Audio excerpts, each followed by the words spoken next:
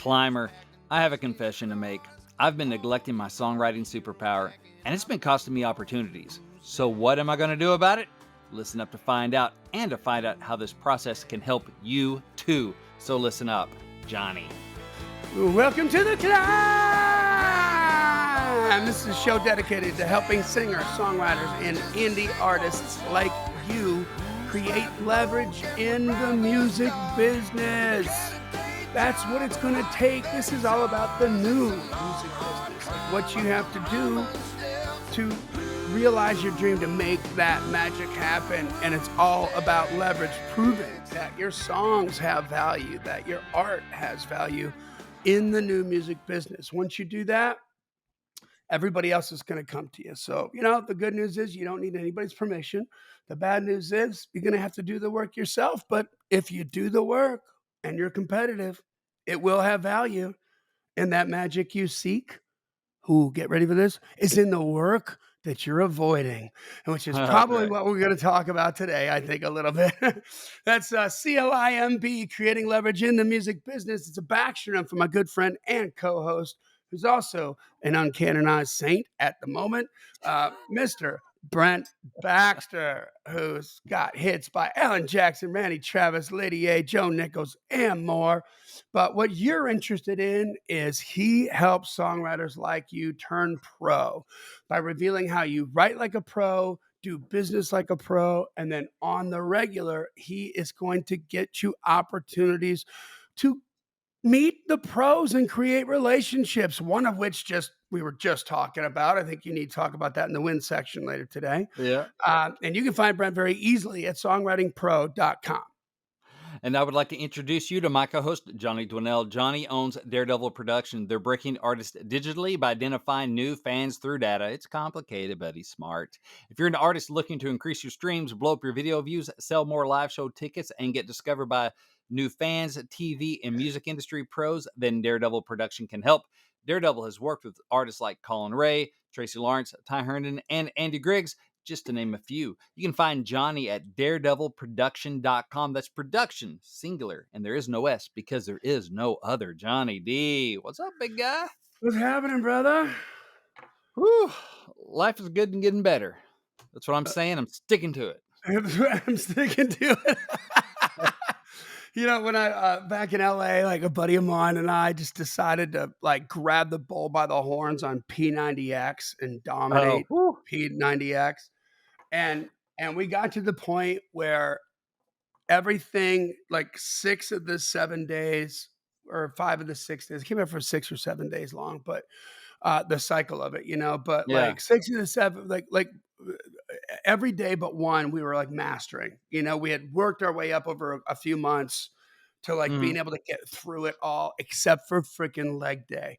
Leg day was horrible, and we hated leg day. Leg day was painful, and you don't lift a weight.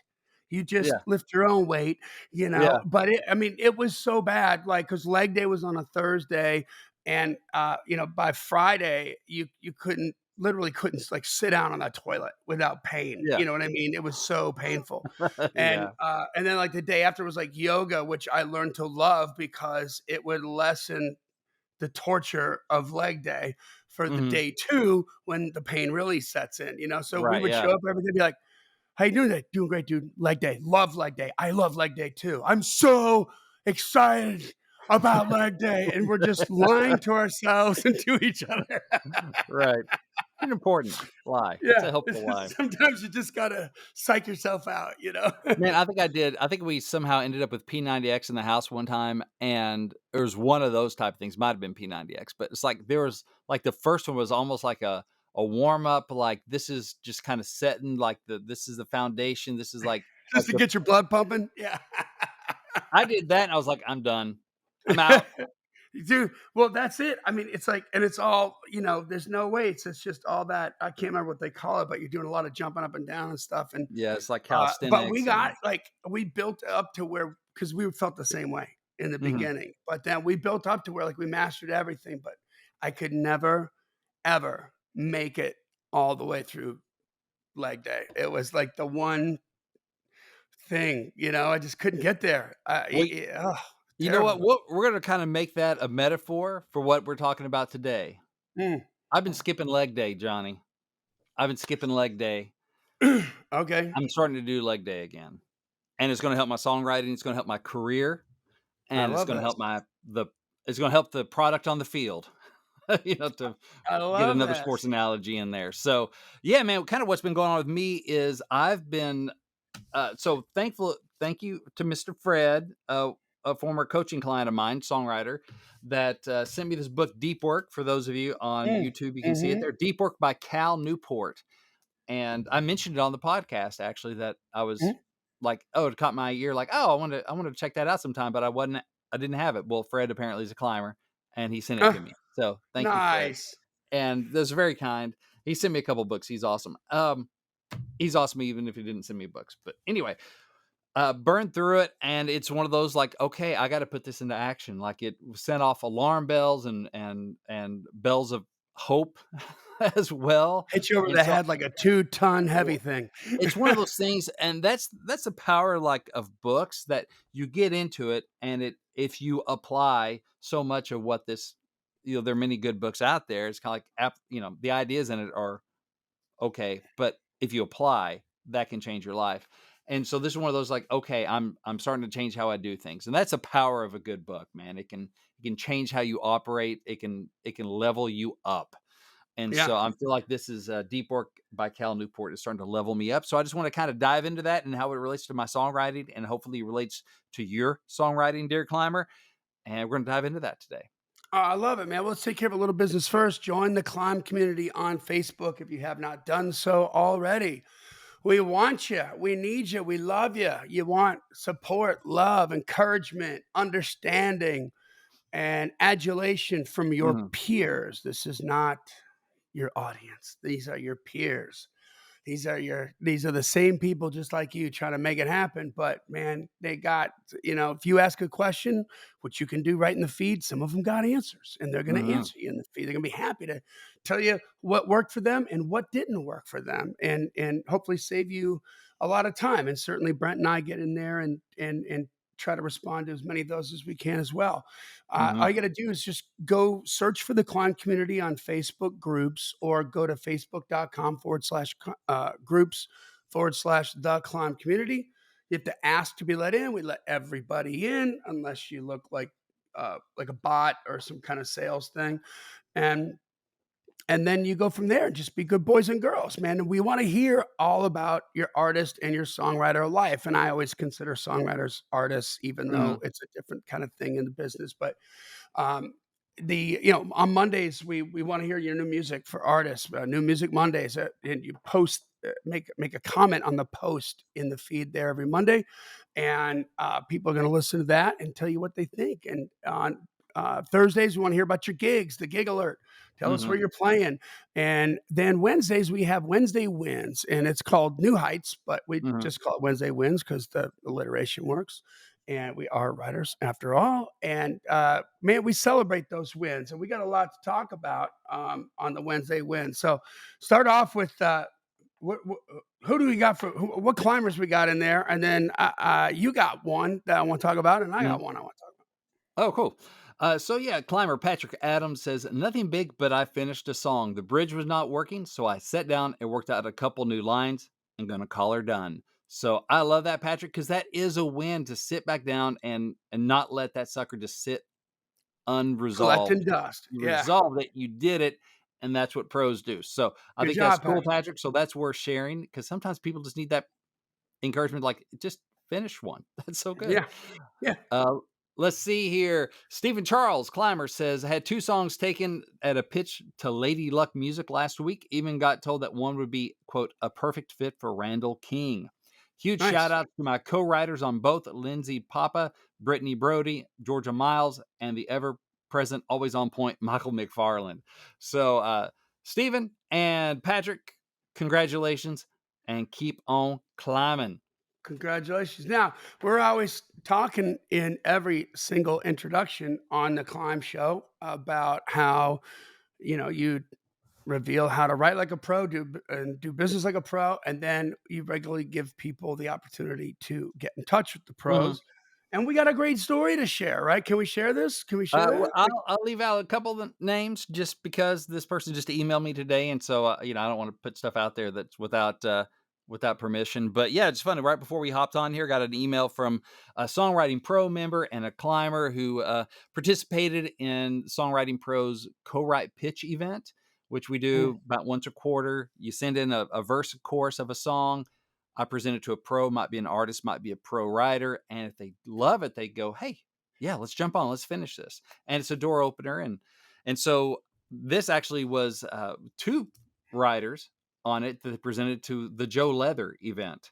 So mhm. Joe Leather's a friend of the show. He's been a song title challenger. He writes over at Curb Word Music, cuts by Kenny Chesney and several others. Hemingway's Whiskey by Yeah, it's a Kenny really cool Chesney. I song. mean, not just Kenny Chesney's song, but Hemingway's Whiskey by Kenny Chesney. Yeah, really Pretty cool sure they song. named the album after that They title, did, they did. like, so that's, So, Joe's nothing. cool, Joe's cool. Yeah, And so these 2, Songwriting Pro members, they went through and he picked one his theirs was one of the songs he pitched. He got a couple co-writes, and anyway, went well, and they're talking about getting back together, and one of them couldn't make it, and they're like, "Hey, Brent, wondering if you'd like to be the 3rd.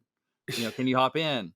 that's love And coming back at you, so buddy, I'm like, coming right back "Oh," at you. which is sweet 'cause, I'm looking forward to having my I have my first write with Joe on the books coming up here in about 2 weeks.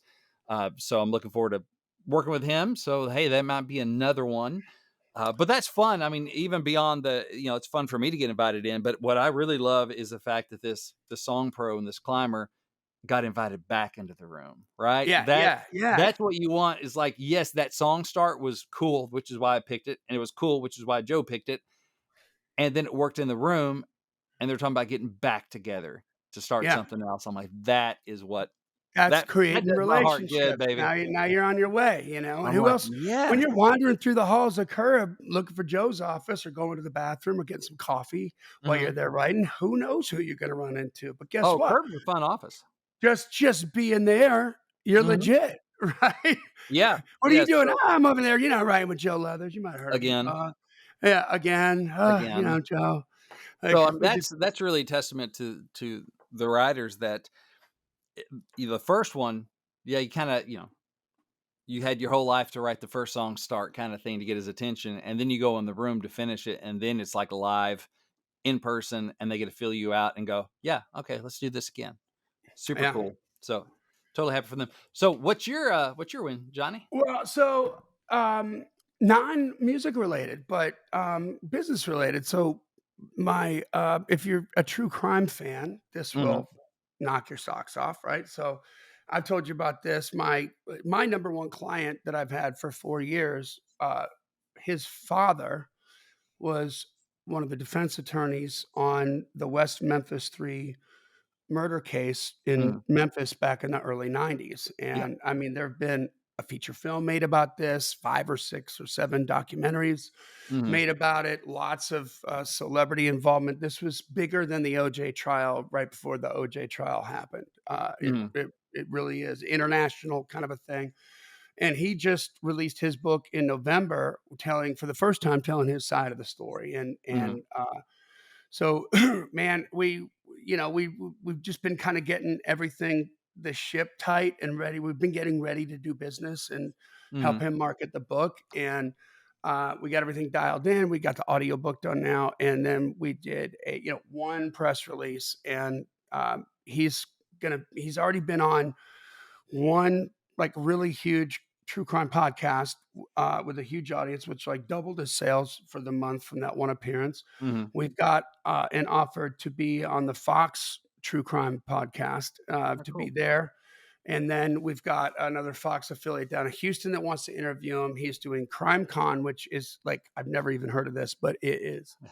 a huge true crime event, like, think Comic-Con or Yeah. those kinds of things. It's called CrimeCon, and this year it happens to be in Nashville, so Judge's got a booth there, and so we're gonna be going. I mean, everybody that you can think of that represents anything on radio, in podcasts, or on television for the last 30 years in true crime, they're there, right? Yeah. Nancy Grace, who is the guy that was in America's Most Wanted? I can't remember his name. He's there. Like, Yeah. everybody's there. Everybody's there. Was It's that John insane. Walsh? Yeah, John Walsh. They're speakers. This is a huge, huge event. So, super excited about that, and we're starting to, move some units on that book, which is what we were hired to do. So, Awesome. I'm super proud of that. Yeah, Congrats. we're doing well, and he's newsworthy, so the Mhm. PR made sense, right? That does. Yep. So, all right, let's get into this deep work. Yes. So again, this book is Deep Work by Cal Newport. You can see it here. If you're on YouTube, you should follow us on YouTube. We get our episodes up there eventually. So, and you can see us, I don't know, scratching our faces and fixing our beards and I know. whatever. Now, now, So now, now we had somebody say I touch my nose too much when I'm on there, and I'm like, oh, I don't know what that means, but now I can't they're stop like, touching "Oh, my I know. nose because I'm I thinking hate to." about it. Yeah, they're like, "I hate to speculate why Johnny touches his nose so much." I'm like, Oh "Okay." my god, yeah. Like, I'm over here like, what's like Doing Scarface, blow. like, Tony Yeah, Montana and Scarface are just a pile full of blow, just like, right. "Ah." It does explain the energy levels, but anyway. Alright, Now they've been trying so to explain that for my whole life, and believe me, what yeah, can you Johnny just runs on a different gear, so, but if you follow my song funnel technique at all, if you've heard me talk about that on the podcast or at Tin Pan South Songwriting Seminar or Songwriting Pro events or whatever, you know that the basic premise of the song funnel is that I take song titles in the top of the funnel, dump a bunch of song titles, words in the top, and hopefully songs and like ideas come out the bottom, right? So I spent a lot of time talking about the top portion of the funnel, which is the titles and how to get some ideas out of them. And while I've been filling up my song funnel, it's been honestly more of a shallow version of songwriting. It's more like light brainstorming a lot of times. When I do my do? personal song title challenge, I'll come up with the title every day and then I work it through the funnel and I do some light brainstorming on a regular basis on that. And you know what? Honestly, it's been good. Like there's a lot of those that have gone on to take that have taken them into the co-writing room with professionals and people go, that's cool. Let's write that. And good stuff is happening with that. So I'm not complaining about that. But I think what I've been missing is, well, my superpower as a songwriter is ideas, lyrics and ideas. Mhm, And so if that's my superpower, I need to have incredible ideas. And the truth is, like for me, I think incredible song ideas are the key that will unlock the doors I want to unlock, mhm. right? For example, I was introduced by our friend of the show, Bart Herbison, at the National NSAI Songwriting Seminar a couple weeks ago during Tin Pan. So I was following Tom on stage. So I went back Tom early because Douglas, you were Tom introduced to Tom Douglas, Douglas. Yeah, Tom freaking Douglas, the house that yeah, built me, Little Rock, Love's the Only come on. House, Raise Yeah, 'em Up. Come on. Tom Douglas, Hall of Fame songwriter and still kicking it out, Tom Douglas. So I got there early because I thought, well, he's going to be there before his thing. I want to get there early so I can maybe hang out in the green room and maybe meet him. And sure enough, Bart gave me just the sweetest introduction to Tom. And so we traded numbers and we've recorded a song title challenge with him, which is in the yeah, hopper. We'll be dropping later this summer. And so I'm like, okay, I've met Tom Douglas, a glowing introduction from a mutual friend, right? From Bart. And now I've had him on the show. So I have his phone number, I have his email. We've hung out, we played in the sandbox a little bit. mhm.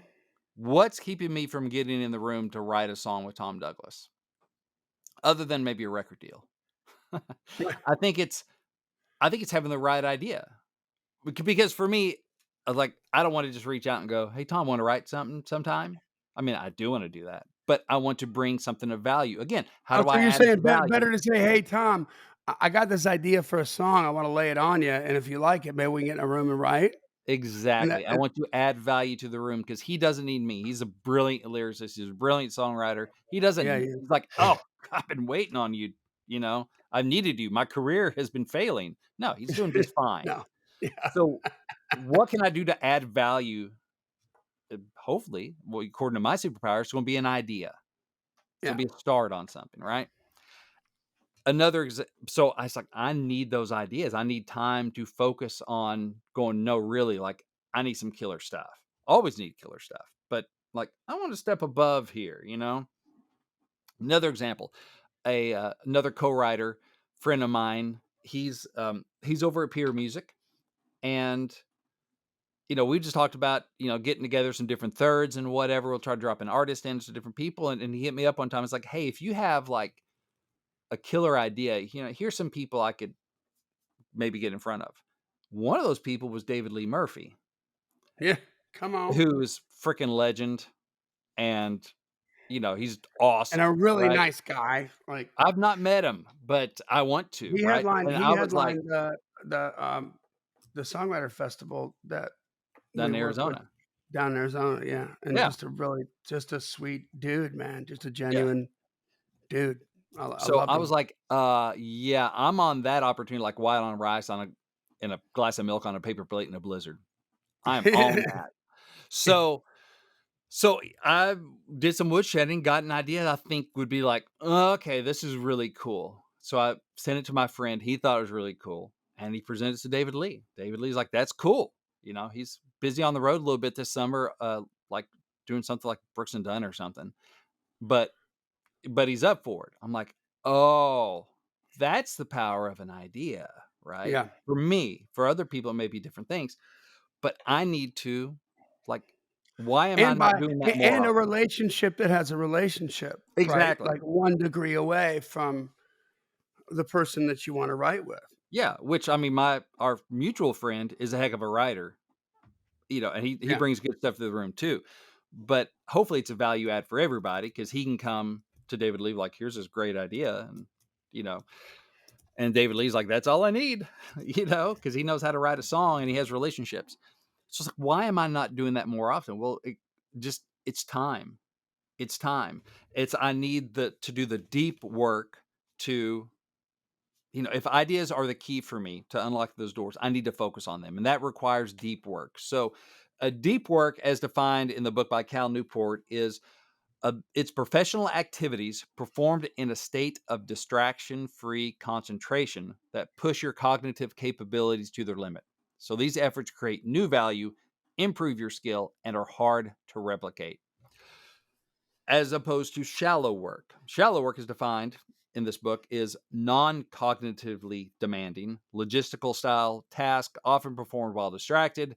These efforts tend to not create much new value and are easy to replicate.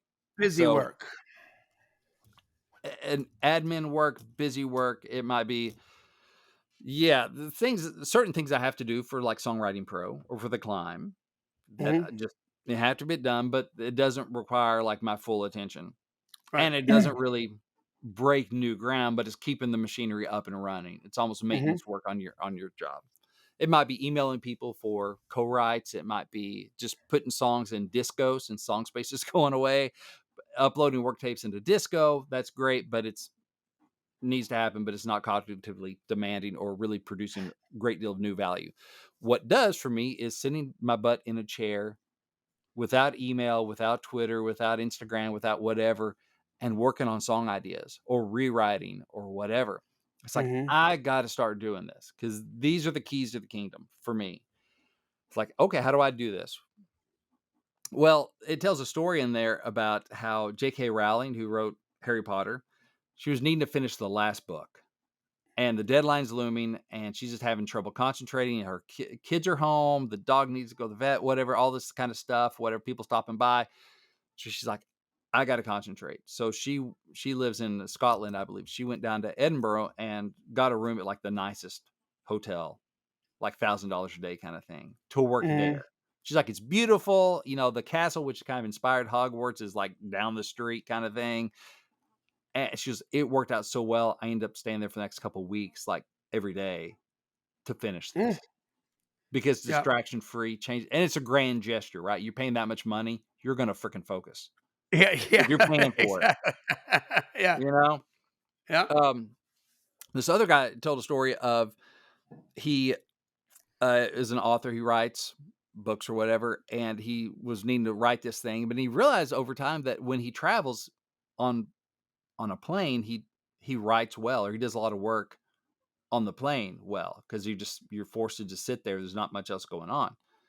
And he needed to get this one project done. So what he did was he booked a round trip to Japan. It was like $4,000 or whatever for this round trip. Wow. Basically, flew to Japan, hung on the airport a couple hours, flew back. He just got the whole thing done. Wow.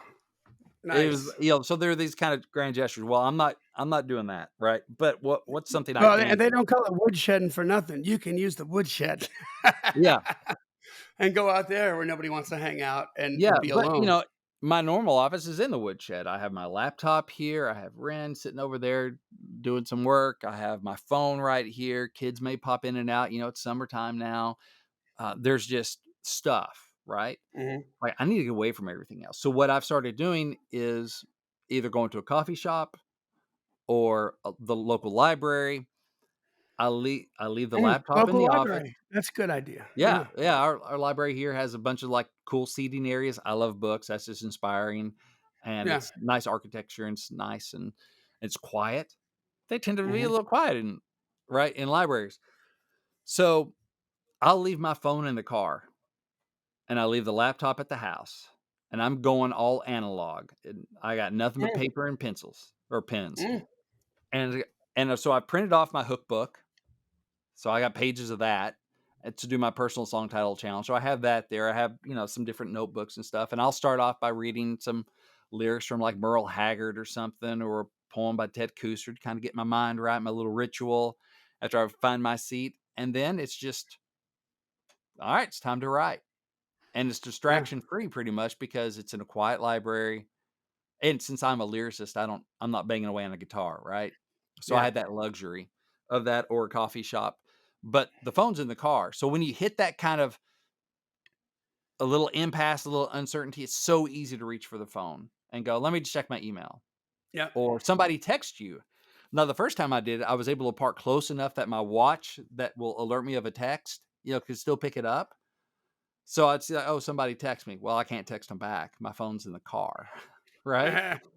And so it was really, really freeing, and I feel like I've gotten so much good work done on digging more deeply into ideas in the time Yeah. I'll go for like an hour, hour and a half, 2 hours, kind of depending on what the day holds and how much I can get away. But I feel like it's been serving me well to do that and to come up with some ideas like, okay, this might be more of a maybe this is something I can throw at Tom Douglas, or Mm, maybe this is something I can throw at a David Lee Murphy, or who else do I want to you know, approach? Or who else am I already writing with? We were talking about Taylor Austin Dye mm. before we hit the red button, and you're building a relationship with her. I've went with her a few times. I believe in what she's doing. Well, She that's the works her time to butt off. Yeah. yeah, like, oh, that's a good time to dig into some ideas for her. One day there was a pitch that I think is good for a Blake Shelton pitch. I wrote a song I wrote with Justice Storm and Mason Douglas. But there's a line in the first verse I thought, I don't think that's gonna work for Blake. We just need to rewrite it. And like, okay, well, let's throw some ideas around. So it's like that's what I did one day there was like, let me come up with 20 alternate lines. So I find Mhm. something that I think works for Blake or for other people as well. And we got it, we re-sing it, we pitched it, we'll see what happens. That kind of stuff. I had a Can I say, yeah, I wanna say this, man. That is, um, what a great way to put a tangible goal on the intangible, right? Like, yeah. I'm gonna write 20 alternative lines to this line Mhm. right here, Yeah. And so it's not about getting the right line, it's about getting to 20, It right? And then it kind of going is. back and looking at what it is, and Yeah. when before we started the podcast, for 4 or 5 years, I was blogging, and Mm. I would have to do that for the subject line on the Yeah. blog, Mhm. to get the open rates that I wanted, and again, like, very infrequently was the low-hanging fruit the first thing I thought of, Right. the one that was gonna light up the numbers on the blog. Mhm. No, it was like you would do 20 or 25, Yeah. um, subject lines, and you have to do that work, right? You have to do those reps. Yeah. You do those reps, and what happens is by the time you get to 15, you've just bled out all of the cliched crap. Yeah. And now Now it's you leg have day. to think. Now you gotta think, you Yeah. know? And then all of a sudden, stuff starts to happen, and so, like, Mhm. the last 5 or the last 10 are really way more interesting Mhm. and much better and much more competitive than the first 15, and so what a great exercise, you know? Oh, What a yeah. great way to, like, go in the weight room of songwriting and be like, "Okay, instead of" because when you use the cliche on the song just to get the line done so you can get the song done, right? Mhm. But you're concerned about getting the song done. Right. But if you go in here and you say, "No, I'm gonna write 20 alternatives for this line," Mhm. and then now you're concerned about getting to 20, Yeah. and then guess what happens by accident, is you're getting better at the craft. You're Mhm. because there's a million ways to say the same thing. Right. How And else can you say it? for What a me, it great wasn't idea. just about getting to 20, it was, like, trying to come up with 20 quality options, right? Yeah, And some would be just slight variations of the other one or whatever, but it's your muscles build after they're broken down. You got micro tears in your muscle, like, you have to work them to get stronger, yeah. right? And so it's that kind of thing too. It's like, "Man, what if I did that with every line in a song?" And just go, Mm, "Alright, every line now." I'm not trying to redo the trajectory of the song, but each line, just see if we can upgrade. That would be mhm. interesting to see if Yeah. there's I mean, that. no matter what happens at the end of that exercise, you win. Yeah. You win because you're gonna discover, different things that ring true for you, different Mhm, things that you respond to, where you're like, "You know what? I realize, like, this line's written more passively and this line's written more aggressively, and the mhm. more aggressive thing works better," you Right. know? Like, I learned how to write better by just writing blogs. I mean, I don't know how many blogs I wrote Mhm. once a week for 4 or 5 years. That's a boatload of blogs, man. It is, yeah. You really start to learn about, like, well, this just flows better when Mhm, I and so what happens is what starts as a revelation from doing the work, mhm, doing enough work, then becomes like a focus, right? Or let's mhm. say a goal, which then turns into like muscle memory, man. Yeah. Mhm. Where you're just like, "No, no, no, we're not gonna put that in a passive tone, we're gonna put that Right, in a yeah, you just more start learning those aggressive tricks. tone. This has gotta move more."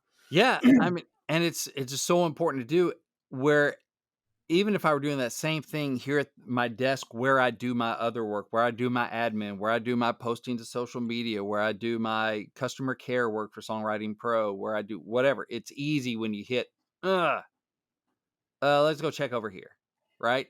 And so part of what you're doing, because I've removed those other distractions and I'm sitting there, I'm not at the house anyway, Mhm. you start building the focus muscle, the ability to work through some of those, um obstacles, some of those roadblocks, some of those little dry spells, some of that little stuff like that, where you're not sure where to go and it's the uncertainty, or you're just like, oh, this is hard.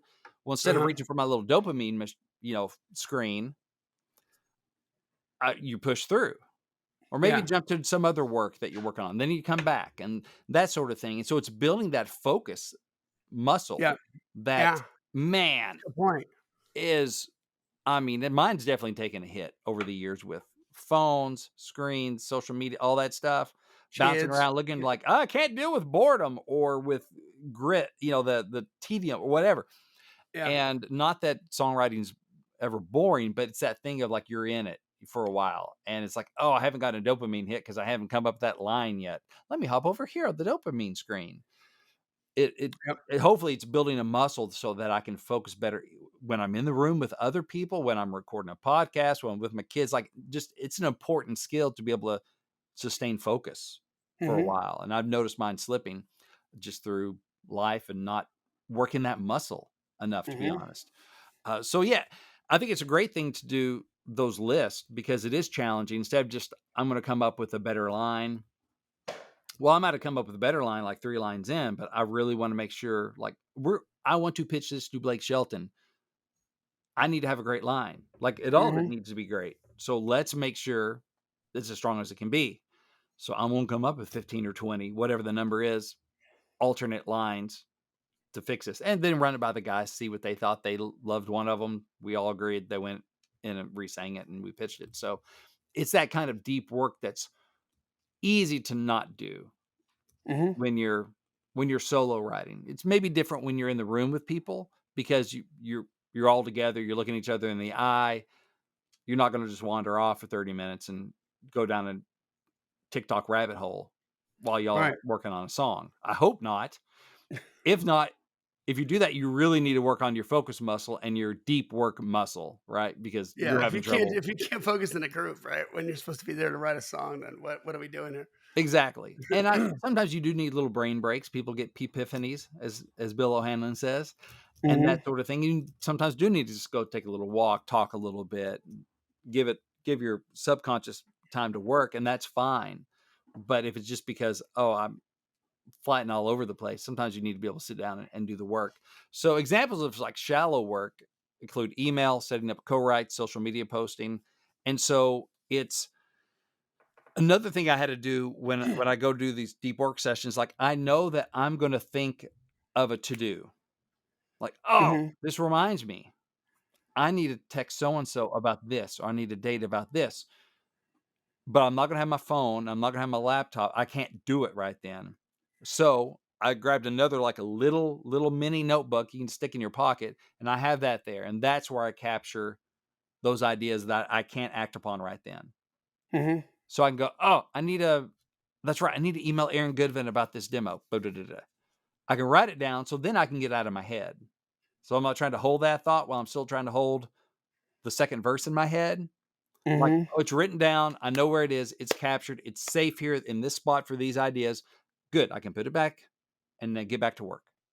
mm, Where normally mhm. I would just pick up the phone and I'd do it right then. Yeah, And then it yep. would break my groove of my deep work. And then there's something called so I can't send often what'll happen is like I'll send a quick text and then I end up on Instagram since I'm on my phone, Yeah, you know? And then even if I just sent the text and got back to writing, there's a thing they talk about in the book called attention residue, which keeps part of your brain thinking about that text. Maybe you're waiting for a response or that email or whatever, or that thing you posted, wondering if I'm going to get any likes on it. And so they've studied this, like people doing work and bouncing back and forth, kind of multitasking, and then people yeah, just single tasking. And it is like when you go, say, if I send a text about, "Hey, send me some dates of da da da," or "How's that? Yeah, have you chance to look at the studio dates for that demo yet?" And I'll send that text, and you think, "Okay, quick." I send it, put my phone back down. Part of my brain is like, "I wonder when he's going to get back to me," or "I yeah, wonder," and yep. that attention residue, like they've studied, like sticks with you for a while, like 15 minutes. It can kind of affect your concentration a little bit. Well, Janelle and I have talked about this, right? Mhm. Because she's never been with a creative before. Mhm. Um, and so with me, I when we first started dating and stuff, she would take offense when I would be like annoyed when Mhm. I'm in the room and I'm in the rabbit hole and I'm Yeah. doing the deep work, and then she wants to pull me out of it to ask me, you know, something Yeah. random, right? That's Right. Yeah. not fire, flood, or blood, right? Right. And and she would be, for the longest time she didn't understand that, and then we kind of, I, I can't remember how. We had how I was able to communicate. It might have been through a podcast or something that she Yeah. listened to, where she was just like, I Oh, didn't yeah. realize, like, when you come out of that, it takes you, like, 20 minutes to get back Back there. in that flow, And I'm yeah. like, "Yeah," and sometimes, like, you're creatively, you're what's the word I wanna look for? Like, you're on the hunt, right? Like, you can Yeah, smell the blood, yeah, but you don't have it yet. You haven't right. caught it yet, and it's right there, and you're just you're you know where you're going, you're 2 steps away, you're I on the got it rail, and cornered. You gotta come up out of it, Yeah. and then when you get back down, you can get back down to that level of concentration, but you might not get back on the trail that you were on, man. You know Yeah. what I mean? And Yeah. that's And that's frustrating. I mean, that's supported by science, my friend. Um, Yeah.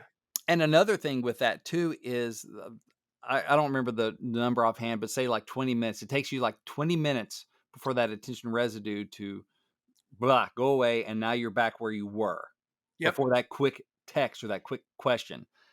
But guess what? We'll average a little interruption like that every 15 minutes, which means Yeah. we never really get into the deep work. Like we Yeah. never really get dialed in because there's Yep. another little thing pops up 15 minutes later. And then 15 minutes after that, you're like, ah. So I've noticed that a lot. And it's interesting, the shallow work is not very fulfilling. Like, it's kind of frustrating because you hop around to all these different things you're doing, even if you're knocking stuff out. Like, I've had those days where it's not a writing day, it's or maybe I do a little bit of personal song title challenge or something, but then it's a lot of customer care work and doing emails and setting up for an event, and all these things are good things, but, like, doing some of that stuff, but you come out at the end of the day and it's like, "What did I do? I don't know. I was busy." It's all kind of a Yeah. blur.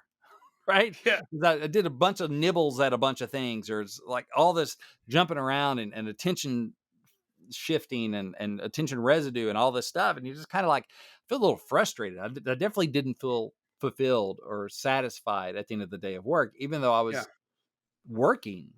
Like, "What'd you Yep. do?" "I don't know, but I I didn't know." create anything. I just Ugh. moved all this crap from this part of the room over to that part of the room, or from Yeah, this part of my head to that part of my head. but man, I come out of that library an hour and a half later, and I feel like I did something. Yeah. Or if it's a You feel co-writer productive. and you Yeah. feel productive and you're like, "Ah," you might be tired because you expended your cognitive energy, which Yep. burns a lot of calories. So you may be like, "Whew, dang, I did the work today," but you feel like you did something worthwhile and it's more fulfilling than hopping back and forth, kind of working on this idea, but checking your email and kind of working on this idea and then checking your Instagram and kind of working on this idea and checking your whatever. It's like, Mhm. so I just want to encourage y'all to like set up what you need to do some more deep work, and then maybe it starts with just like 30 minutes, whatever, Yep. just to start Take doing it that. seriously, though. Take it seriously. Exactly. This sounds sort of, I don't know, rah-rah, mentory, whatever, but it really is, like, that's really the thing. I mean, I have days Mhm. where I'm frustrated, where I'm looking forward to a couple hours of deep work, and it just doesn't fricking work out that way Yeah. because I Mhm. got a fire that comes up or this happens or that happens, and I'm like, "Oh, man, now I can't get there. I'm Yeah. not in that headspace," you know, and Yeah, so it's gonna have to and wait it till can take another a day. while to get in that headspace. Like, it can be difficult. I noticed that myself, especially if it's something if it's a project that's more yeah, I look forward to writing, but if it's something else that's gonna take up thought and stuff, maybe set up a new email campaign or whatever, it's like, I need to do the deep work, but I'm not ecstatic about doing it. It takes a while to get into it. Then Yep, once you're in, you're just like, "Okay, let's go, let's go, let's go. and I'm you're in, don't rolling, yeah, stop me. I'm finally found the groove." yep, And so you need to give yourself some time to get into it. I think rituals can help with that. Like I said, walking, leaving the car, leaving the phone yep, hidden in the car, and walking in the library. That's part of a ritual for me. Find a seat, pulling my stuff out, reading that poem, reading that lyric, reading, opening the stuff up. It's like part of it's kind of ritualized. So you're just getting in the flow already. For you, maybe like that cup of tea, that cup of coffee, that whatever. And the other thing is I change up the scenery. So I'm not with all my other work. I can't do anything about the podcast right now.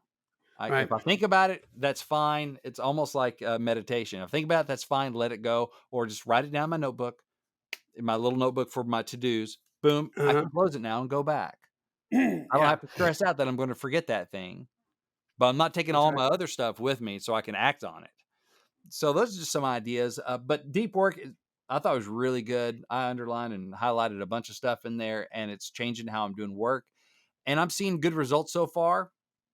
Again, it's been a mix of my personal song title challenge, rewriting lyrics, and taking some interesting titles to a to a deeper idea and writing some of the lyrics. So now I feel like I even have better stuff to bring into the room with different co-writes. And I think the next step for me will be doing the deep work of connecting these ideas with the right rooms. You know, Mhm. my kind of new mantra is winning songs in winning rooms. Mm. And so this part is working on the winning songs, right? Getting songs Yep. right, getting the ideas right. And then the other part of deep work is going which will be much more connected than this is going to be winning rooms. Like, okay, how am I going to plug this in with, I can come up with all these great ideas as much as I want to, say for the Tom Douglas pitch. Uh-huh. But if I don't actually email him or gather them and go, this is my package I want to take into him, let's go and actually make the call or the email or the text or whatever, it's never going to happen. So it's going to Right. take both. And that's a little scary too. Or Yeah. thinking about, I was working with a buddy of mine yesterday and we're starting on some song starts for contemporary Christian for CCM. So we know some people in that world, but we're not like, I'm not super tied in, but I want to get in that world.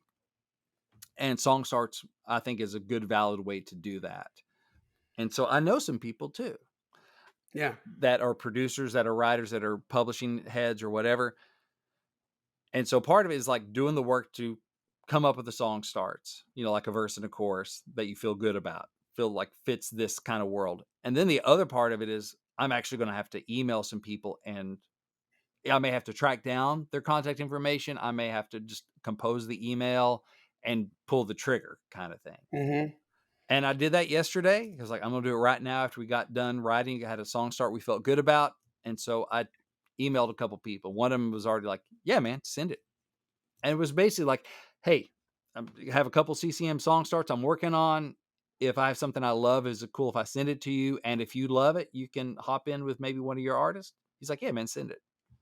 No There guarantee you of go. anything, but Right. you're working that to get in the winning What I room. love about it is it's like the same. It's like it's a different manifestation of the way that I met Michael Wagner, for instance. You Mhm, know, when there's a number of times where I saw him, I knew who he was. I mhm. wanted to meet him so bad, but I chose not to. Yeah. And the first time that I got to talk with him, I had a gig for him. Mhm. I wanted to see if he wanted to produce this record, and he's all about the guitar players, and he was like, it was the Jacob K thing. He was like, Yeah. yeah, man, I would love to do that. Let's see, why don't you come by the house? And so but I met him with something valid. It Yes. wasn't just about the meeting. It was like, and here's something we could work on together if you like it. Right. And he's Michael freaking Wagner. He didn't have to do anything he doesn't want to do. You know what Right. I mean? Like, Exactly. Yeah. not a thing. 105 million records sold, he produced or mixed. Yeah. Um, so it was, yeah, I love this. Let's do that. Now you're just in a different place. And what a great thing with Tom Douglas, to be Mhm. like, hey man, I got this idea. I want to see if you want to finish this, like if Yeah. you're yeah, like love this. At least it's, and who knows what would happen. And obviously, even writing with someone of Tom's caliber doesn't guarantee anything. Right. Right. But it's like, okay, but if this is going to work, this is how it could work. But working on that relationship is what's most important. Like Exactly. it's the same thing with like the way publishers look at writers. It's like, yeah, we want the hit song, of course, but we're far more interested in not in the golden egg, but in the Mhm. goose that lays the golden eggs, Exactly. and having that relationship. Mhm. Because then the sky's the limit on what could happen, and people who are interested in being good songwriters. So what a great I hadn't thought about it that way. That's a brilliant idea, man. Yeah. You know? Thank you. And so I think the takeaway for climbers out there is like, get away from some distraction. And really, I think the superpower in the world we're in right now is going to be the ability to focus Yep. because we're so distracted. So, what can you do to set up your environment, get away to a new environment or whatever, where you can think deeply and focus on these things and actually get some stuff done? Like I said, for me, the next step will be like really digging into my kind of my know, like, and trust funnel and go, Yeah. okay, I got to work that instead of just kind of peppering it in throughout the day, but like really do blocks where I'm intentional going, who do I want to reach out to? How do I get to them? What are the steps involved and what can I bring them of value? That sort of thing. And really work on that. Cause otherwise your day can get eaten up with a bunch of little stuff. And I do music full time. Like I don't even have a Mhm. day job. Or if you Mhm. would count a day job, it'd be like the C.L.I.M.B and Songwriting Pro, which still have so Mhm. much overlap with songwriting that it's all to the good. But even that stuff can distract and eat up Sure. time from my highest use, which is like write a song, build a relationship, repeat Mhm. kind of thing. Mhm. So anyway, I thought it was a really good book. I recommend it. Again, it's Deep Work by Cal Newport. Check it out for sure. It's on Amazon. It's on all the places. But find some ways to focus because that's where you're going to build new skills faster, go deeper, write better songs faster, build more relationships faster is when you can go deep. And Yeah. that doesn't mean like deep, like I got to write like a deep, deep song. It just means it may be just a fun song. It may be a Chattahoochee, right? Which is not a deep song, but it's a fun song, but it's huge. It may be that. But what I mean But is like going creatively deep deep in the to rabbit hole. Yeah. yeah, going down that rabbit hole, removing distractions. It may just be a fun light song, but it's going to be better if you go deep on it than if you just do it shallow and kind of do it around everything else you're doing. That's right. So that's That's what I right. got. Oh, I I got one love more it, thing man. actually for you. A little thank you. I don't think I mentioned this in a while, but I have a PDF download. It's 6 simple ways to make your songs more commercial. And Mhm. you can get that. It's my gift to you. You can find it at songwritingpro.com. You can also find it at the number 6, simpleways.songwritingpro.com. It's a sum of what I've learned in my years in the music business to help your songs get more commercial.